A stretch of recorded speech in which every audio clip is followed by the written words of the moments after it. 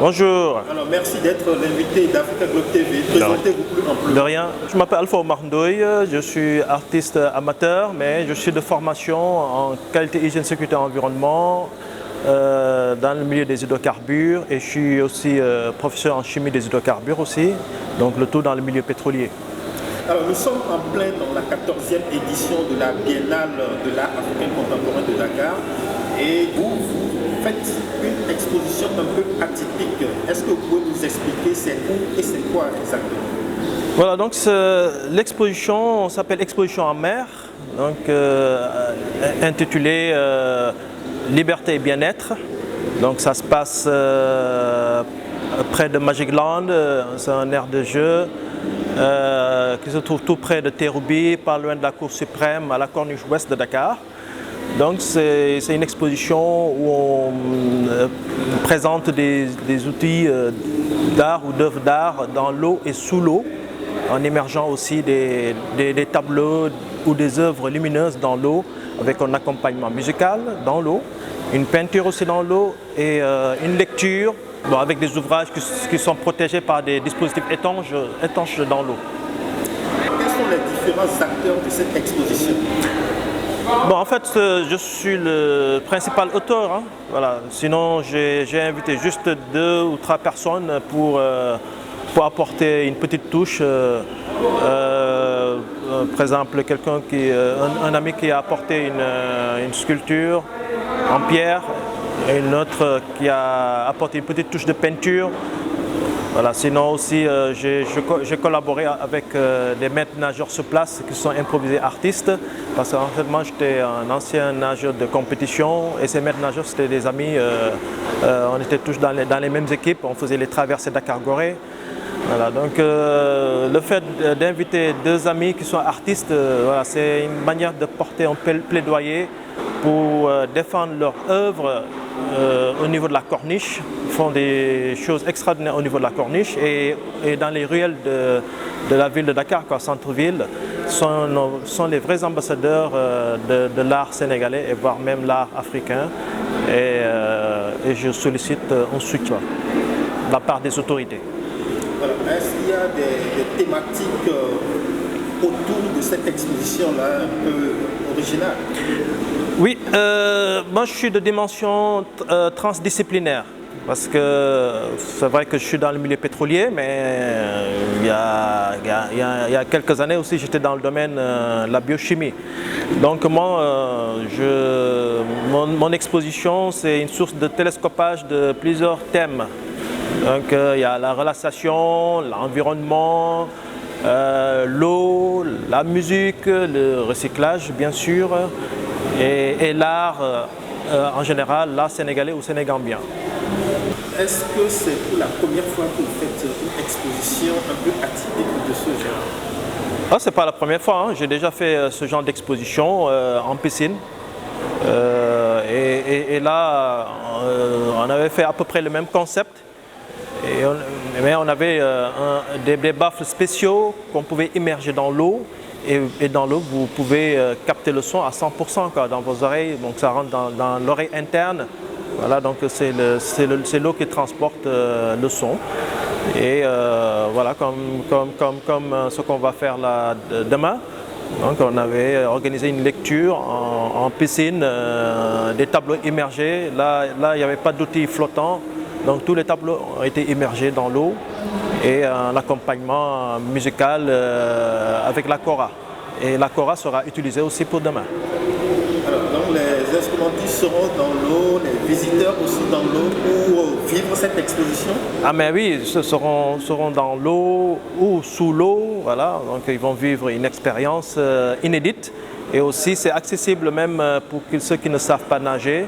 Voilà, donc ce ne sera pas en eau profonde où on n'a pas pied. Parce qu'on encourage les jeunes à venir et ceux qui ne savent pas nager. Mais il suffit juste d'avoir peut-être une petite lunette de mer ou de piscine, voilà, pour pouvoir voir les œuvres qui se trouvent sous l'eau. Mais sachez que notre prochaine exposition, ce sera en pleine mer, avec des statues immergées dans l'eau. Ce qui est sûr, il y aura des maîtres nageurs à toute fin utile. Ah oui. Déjà, c'est une plage protégée, hein, avec des maîtres nageurs professionnels. la majorité étaient nageurs professionnels. Donc voilà, ce sont des gens de la mer qui ont grandi avec la mer, quoi, comme moi aussi. Et il me semble aussi que vous êtes porté sur des thématiques de réalité virtuelle, art numérique. Oui, exact. Même dans mes lots de plaidoyer, je demande aussi le soutien de l'État et du pouvoir public et des acteurs, hein, les autorités, pour qu'ils soutiennent les artistes qui créent des œuvres à l'aide de hologrammes ou des réalités virtuelles. Mais aussi, je demande fortement un soutien, bon, par extension aussi, pour les avant-gardistes comme moi de l'art subaquatique, donc l'art sous l'eau. Sous l'eau avec un petit accompagnement bien sûr de la réalité virtuelle, hologramme. Alors cette œuvre-là, qu'est-ce qui vous a inspiré cette idée de faire une exposition sur l'eau? On connaît des expositions dans des salles. Bon, déjà moi je suis un passionné de la mer, hein. J'étais un ancien nageur de compétition, bon, moi je suis un fou de la mer. Mais aussi, je suis anticonformiste dans le sens positif du terme, hein, voilà, en toute légalité bien sûr, je vous rassure. En fait, faire des expositions dans des salles dédiées ou locaux, pour moi, sont des structures qui brident de trop les œuvres. Donc il faut que les œuvres artistiques respirent, quoi. Voilà, le plein air terrestre dans les jardins ou bien maritime, quoi. Et moi, je préfère la mer, voilà, c'est ma vie. J'ai un rapport presque spirituel avec la mer. Parce que aussi, je suis originaire de Dakar, je suis un Lébou de Dakar. Et les Lébous ont un rapport très très spirituel avec la mer. Voilà, un rapport aussi très très affectueux.